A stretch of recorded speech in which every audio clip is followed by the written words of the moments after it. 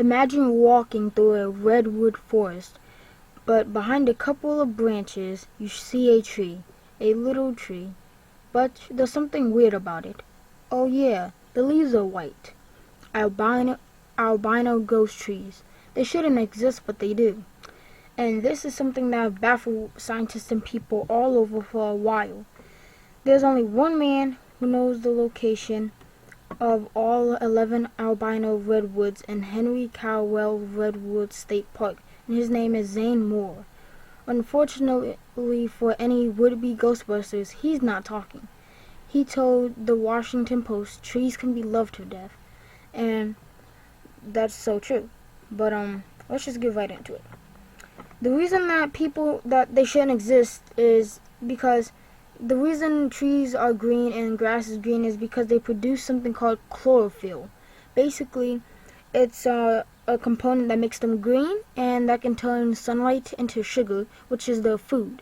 But if they can't produce food, how are they still alive? So there's some people doing some investigation, and if you didn't know, there's this network under your feet that connect trees, and they share nutrients and everything with each other. And I will make a video in detail about this network called the WWW, the World Wide Web. So basically, albino trees are apparently attached to them, and they suck up a bunch of nutrients from like other trees to stay alive, so they don't have to produce chlorophyll. And that's why they've actually been known to be vampire trees. So, but that explanation really didn't hold for more, because think about, like, if you didn't know, trees have to share nutrients and stuff, and a healthy tree that wasn't sharing its nutrients in the World Wide Web, trees would cut it off and allow it to starve to death. But how come the albino trees weren't being cut off and starved to death? The albino trees have to be giving something in return to these other trees.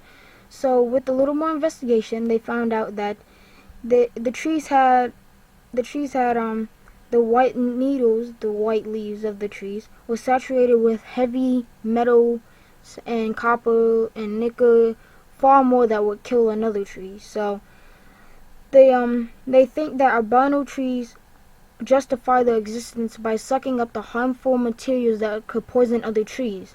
So that would explain why the jealous redwoods wouldn't cut off their scrawny white neighbors.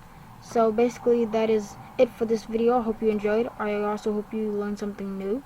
Please give this video a thumbs up, like, share, subscribe, hit that post notification button, and I'll see you guys in the next video.